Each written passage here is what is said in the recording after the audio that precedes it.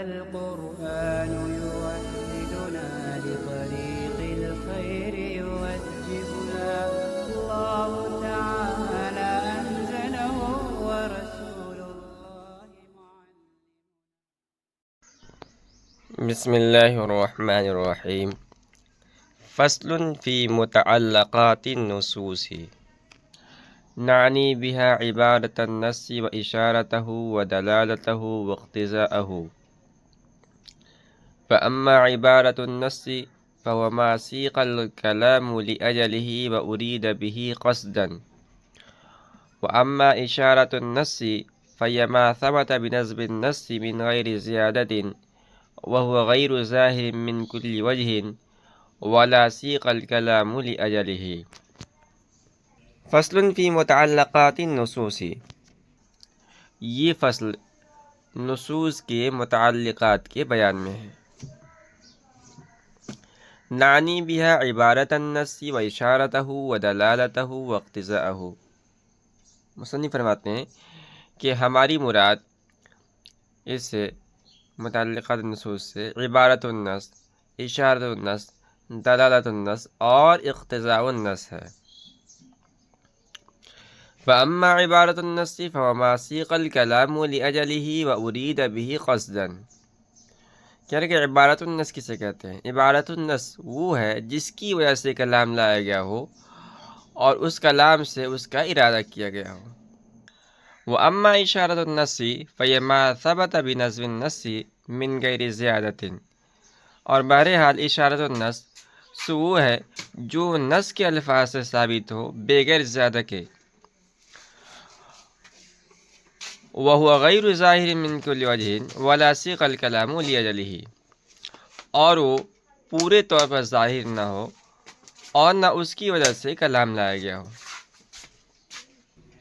فصل فی متعلقات النصوص، اس فصل میں مصنف رحمۃ اللہ علیہ تقسیمات اربع میں سے چوتھی تقسیم بیان کر رہے ہیں، اور یہ بات جان لیجیے آپ کہ اس تقسیم، یہ چوتھی تقسیم ہے، اس تقسیم کے تحت بھی 4 قسمیں ہیں جن کو مصنف نے اس عبارت کے اندر بیان کیا ہے۔ پہلی قسم ہے استدلال بعبارت النص، دوسری قسم ہے استدلال باشارت النص، تیسری قسم ہے استدلال بدلالت النص، اور چوتھی اور آخری قسم ہے استدلال باقتضاء النص۔ اب یہاں مصنف نے دلیل اثر بیان نہیں کی ہے، لیکن ان 4 ہی قسموں کے اندر منحصر ہونے کی وجہ یہ ہے کہ نص کی دلالت حکم پر نفس لفظ سے ہوگی یا نہیں۔ پہلی شکل 2 حال سے خالی نہیں، یا تو لفظ اسی مقصد کے لیے لایا گیا ہے، اگر لفظ اسی مقصد کے لیے لایا گیا ہے تو عبارت النص ہے، اور اگر لفظ کو اس مقصد کے لیے نہیں لایا گیا ہے بلکہ وہ معنی غور و فکر سے معلوم ہو تو یہ اشارت النص ہے، اور اگر حکم پر دلالت نفس لفظ سے نہیں ہے تو پھر یہ 2 حال سے خالی نہیں۔ یہ دلالت باعتبار لغت کی ہوگی یا باعتبار عقل و شرع کے۔ پہلی شکل میں دلالت النص ہے اور دوسری شکل میں اقتضاء النص ہے۔ اب اس کے بعد مصنف نے عبارت النص کی تعریف کی ہے، لیکن مصنف نے یہاں جو تعریف بیان کی ہے وہ عبارت النص کی نہیں ہے، اس لیے کہ اب جانتے ہیں کہ عبارت النص یہ محض عبارت اور الفاظ کا نام ہے، نہ کہ معنی کا۔ تو یہ تعریف کی گئی ہے، یہ تعریف اس کے حکم کی ہے، یعنی اس حکم کی تعریف کی گئی ہے جو عبارت النص سے ثابت ہوتا ہے، اور بطریق التزام اس عبارت سے عبارت النص کی تعریف بھی سمجھ میں آ جاتی ہے۔ لہذا عبارت النص کے حکم کی تعریف اور عبارت النص کی تعریف الگ الگ ہوگی۔ تو عبارت النص کے حکم کی تعریف یہ ہوگی: الحکم الثابت بعبارت النص فهو ما سیق الکلام لاجلہ الی الاخیر، یعنی وہ حکم جو عبارت النص سے ثابت ہو تو وہ حکم ہے جس کے لیے کلام کو چلایا گیا ہو اور مقصود کلام وہی حکم ہو اصلاً یا تبعاً۔ اور عبارت النص کی تعریف یہ ہوگی عبارت نص وہ کلام ہے جس سے ایسا حکم ثابت ہو جس کے لیے کلام لایا گیا ہو، وہ حکم اصلاً ہو۔ اس کے بعد اشارۃ النص کی تعریف کی ہے، اور یہ تعریف بھی اس حکم کی تعریف ہے جو اشارۃ النص سے ثابت ہوتا ہے۔ تو یہاں بھی دونوں چیزیں الگ الگ ہو جائیں گی، ایک تو اشارۃ النص کے حکم کی تعریف اور دوسرا اشارۃ النص کی تعریف۔ تو اشارۃ النص کے حکم ہے، اس کی تعریف یہ ہے کہ وہ حکم ہے جو ثابت بعبارت النص کی طرح نظم نص سے ثابت ہو بغیر کسی زیادتی کے، اور وہ پورے طور پر ظاہر نہ ہو، یعنی من وجہ ظاہر ہو اور من وجہ ظاہر نہ ہو، اور نہ ہی اس کے لیے کلام لایا گیا ہو بلکہ غور و فکر کے بعد ضمناً مفہوم ہوتا ہو۔ اور اشارۃ النص کی تعریف یوں کی جائے گی کہ اشارۃ النص وہ عبارت ہے جس سے ایسا حکم ثابت ہو جس کے لیے کلام نہ لایا گیا ہو بلکہ محض غور و فکر سے وہ حکم مفہوم ہوتا ہو۔ مثالہ فی قولہ تعالی للفقراء المہاجرین الذین اخرجوا من دیارہم الآیہ فإنہ سیق لبیان استحقاق الغنیمة فصار نصا فی ذلک وقد ثبت فقرهم بنظم النص فكان إشارة إلى أن استيلاء الكافر على مال المسلم سبب لثبوت الملك للكافر، إذ لو كانت الأموال باقية على ملكهم لا يثبت فقرهم۔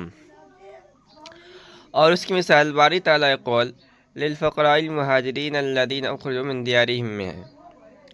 کیونکہ یہ قول مستحقین غنیمت کو بیان کرنے کے لیے لایا گیا ہے،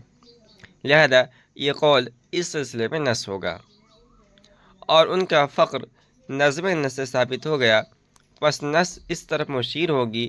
کہ مسلمان کے مال پر کافر کا غلبہ کافر کے لیے ثبوت ملک کا سبب ہے، اس لیے کہ اگر مسلمان کے اموال ان کے ملک پر باقی رہتے تو ان کا فقر ثابت نہ ہوتا۔ یہ عبارت النص اور اشارۃ النص کی مثال ذکر کی گئی ہے، اور مثال قرآن کریم سے ہے للفقراء المہاجرین الذین اخرجوا من دیارہم۔ یہ جملہ جو آیت ہے وَلِذِي الْقُرْبَى وَالْيَتَامَى وَالْمَسَاكِينِ وَابْنِ السَّبِيلِ اس سے بدل ہے، اور اس آیت میں خمس کے مصارف کو بیان کیا گیا ہے، چنانچہ فرمایا گیا ہے کہ خمس کے مصارف درج ذیل ہیں۔ نمبر 1 رسول اکرم صلی اللہ علیہ وسلم کے رشتہ دار، نمبر 2 یتیم، نمبر 3 مساکین، نمبر 4 مسافر، اور پانچواں اور آخری مصرف ہے وہ فقراء جنہوں نے اپنا گھر بار سب چھوڑ دیا۔ تو اس آیت کا جو مقصد ہے وہ یہ بیان کرنا ہے کہ فقراء مہاجرین بھی مال غنیمت کے مستحق ہیں، اور ان کے لیے بھی مال غنیمت میں سے حصہ واجب اور ثابت ہے۔ اور جب اس آیت کا مقصد یہ ہے تو فقراء مہاجرین کے لیے مال غنیمت میں سے مال کا واجب ہونا، مال غنیمت میں سے مال کا واجب ہونا اور ان کا مال غنیمت کا مستحق ہونا یہ عبارت النص سے ثابت ہو۔ بہرحال اس آیت کا مقصد یہ بیان کرنا ہے کہ فقراء مہاجرین بھی مال غنیمت کے مستحق ہیں، اور ان کے لیے بھی مال غنیمت میں سے حصہ واجب ہے۔ اور جب اس آیت کا مقصد یہ ہے تو فقراء مہاجرین کے لیے مال غنیمت میں سے مال کا واجب ہونا اور ان کا مال غنیمت کا مستحق ہونا یہ عبارت النص سے ثابت ہوگا۔ اور مہاجرین کا فقر وہ بطریق اشارت النص ثابت ہے۔ نص یعنی قرآن کریم کی جو آیت ہے للفقراء، اس کے لفظ اور نظم سے ثابت ہوتا ہے، اس طور پر کہ اللہ تعالیٰ نے ان کا نام فقراء رکھا اور فرمایا للفقراء المہاجرین، اور فقر کی حقیقت یہ ہے کہ ملک زائل ہو جائے، یعنی زوال ملک کا نام فقر ہے، مال سے قبضہ کے دور ہونے کا نام فقر نہیں ہے۔ یہی وجہ ہے کہ مسافر کے قبضے میں اگر مال نہ ہو بلکہ اس کے گھر مال ہو تو غنی کہلائے گا اور اس پر زکوٰۃ واجب ہوگی۔ خلاصہ کلام یہ ہے کہ اس آیت میں چونکہ مہاجرین کے اموال سے ان کے ملک زائل ہونے کی طرف اشارہ ہے، اور یہ بات للفقراء سے مفہوم ہے اور کلام کا مقصود اور مسوق لہو نہیں ہے، اس لیے مہاجرین کا فقر یہ اشارۃ النص سے ثابت ہوگا۔ ويخرج منه الحكم في مسألة الاستيلاء وحكم ثبوت الملك للتاجر بالشراء منهم وتصرفاته من البيع والهبة والعتاق وحكم ثبوت الاستغنام وثبوت الملك للغازي وعزل المالك عن انتزاعه من يده وتفريعاته۔ کہہ رہے ہیں کہ ويخرج من الحكم في مسألة الاستيلاء وحكم ثبوت الملك للتاجر بالشراء منهم وتصرفاته من البيع والهبة والعتاق، اور اس سے تخریج کیا جائے گا استیلا یعنی غلبہ پانے کا حکم، اور کفار سے خرید کرنے کی وجہ سے تاجر کے لیے ثبوت ملک کا حکم، اور اس کے تصرفات یعنی بیع ہبہ عتاق کا حکم، وحکم ثبوت الاستغنام وثبوت الملک للغازی وعزل المالک عن انتزاعه من یده وتفریعاته، اور مال غنیمت بنانے کے ثبوت کا حکم، اور غازی کے لیے ملک ثابت ہونے کا حکم، اور غازی کے قبضے سے اس مال کو چھیننے سے مالک کے عاجز آنے کا حکم، اور اس کی تفریعات کی تخریج کی جائے گی۔ مصنف فرماتے ہیں کہ مذکورہ نص کے اشارے سے جو چیز ثابت ہوتی ہے، یعنی مسلمان کے مال پر کافر کے غلبے کا کافر کے لیے ثبوت ملک کا سبب ہونا، اس سے بہت سارے احکام مستنبط کیے جا سکتے ہیں۔ مثال کے طور پر ایک حکم یہ ہے کہ کافر جب مسلمان کے مال پر غلبہ پالے اور اس کو دارالحرب میں منتقل کرے تو حضرت امام ابو حنیفہ رحمۃ اللہ کے نزدیک کافر اس مال کا مالک ہو جائے گا، کیونکہ جو قرآن کریم کی آیت پڑھی گئی ہے للفقراء،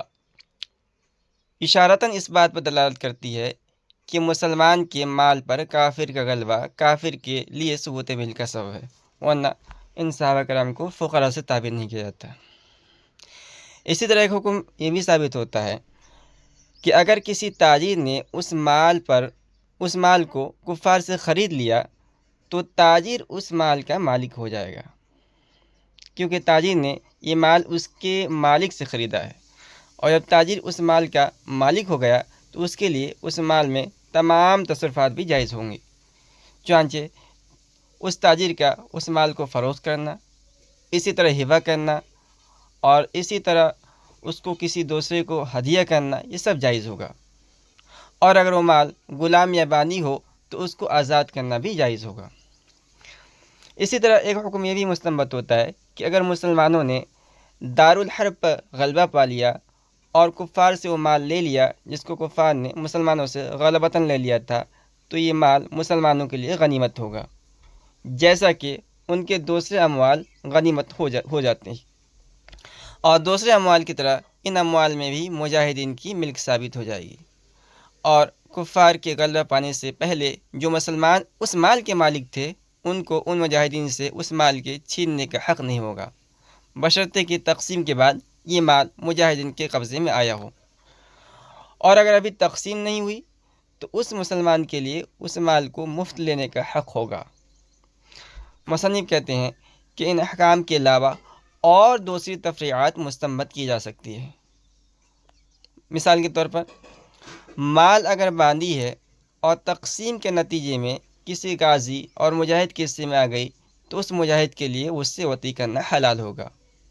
اسی طرح اس کو آزاد کرنا بھی حلال ہوگا،